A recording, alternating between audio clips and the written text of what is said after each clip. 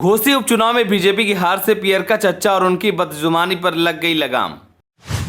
सपा की जीत पर राजभर का लटका मुंह। चुनाव से पहले बड़ी बड़ी बातें करने वाले मंगरू चाचा की सपा ने दिखा दी औकात। सपा को सैफई भेजने वाले पियरका चच्चा को अब बीजेपी दिखाएगी जल्दी बाहर का रास्ता।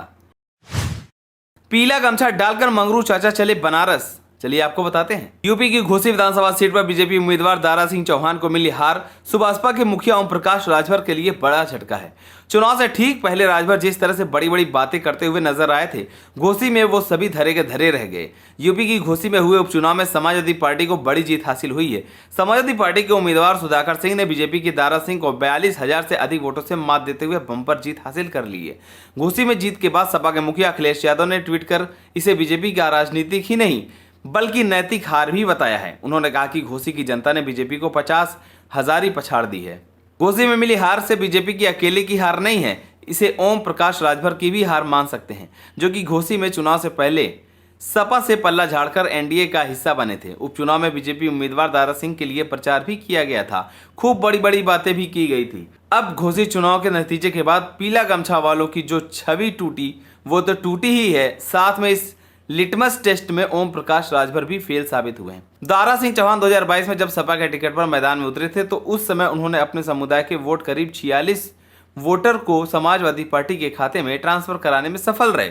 इसी उम्मीद को देखते हुए बीजेपी ने उनको पार्टी में शामिल किया। सत्ताधारी पार्टी के लिए ये रणनीति पूरी तरह से फेल साबित हो गई। दूसरी ओर घोसी में दारा सिंह की हार सुभाषपा के मुखिया और पीले गमछा वाले ओम प्रकाश राजभर के लिए बड़ा सेटबैक है। ऐसा इसलिए क्योंकि राजभर इस बार अपने समुदाय के करीब 52,000 वोटरों को बीजेपी की तरफ मोड़ने में असफल साबित हो गए।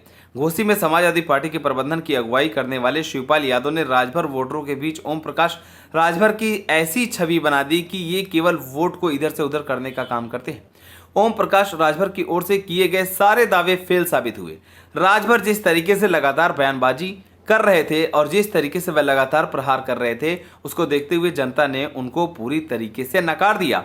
जनता ने बता दिया कि बड़े बड़े वादे करने से और लोगों को अपशब्द बोलने से कुछ नहीं होगा।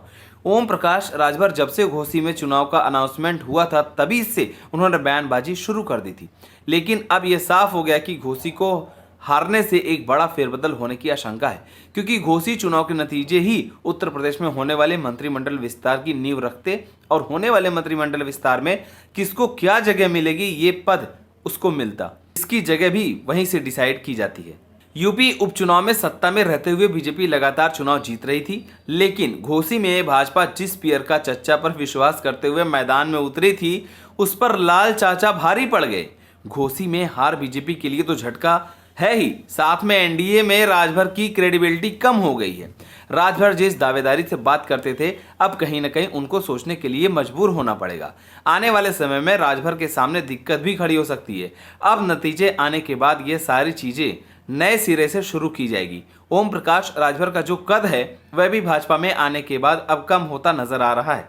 जिस वादे के साथ उन्होंने भाजपा का दामन थामा था, खासतौर पर दारा सिंह चौहान को जब वह भाजपा में लेकर आए थे, वो पूरा नहीं हुआ। साथ ही जिस तरीके से नतीजे आए उसे साफ हो गया कि जनता ने ओम प्रकाश राजभर की बदजुबानी को पूरी तरीके से नकार दिया है और यही कारण है कि यह बड़ा फेरबदल देखने को मिला है।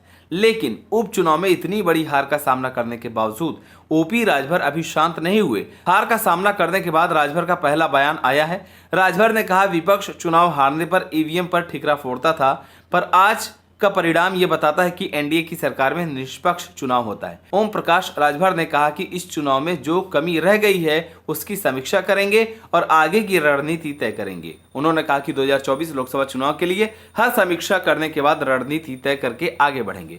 फिलहाल इस उपचुनाव से ही बीजेपी ओपी राजभर की पूर्वांचल में ताकत देखना चाहती थी, लेकिन ओपी राजभर बीजेपी के सामने खरे नहीं उतरे। अब देखने वाली बात यह होगी क्या 2024 के लोकसभा चुनाव में राजभर को बीजेपी जगह देगी या नहीं, हमें कमेंट कर जरूर बताएं। अगर आप नए तो हमारे चैनल को सब्सक्राइब करें।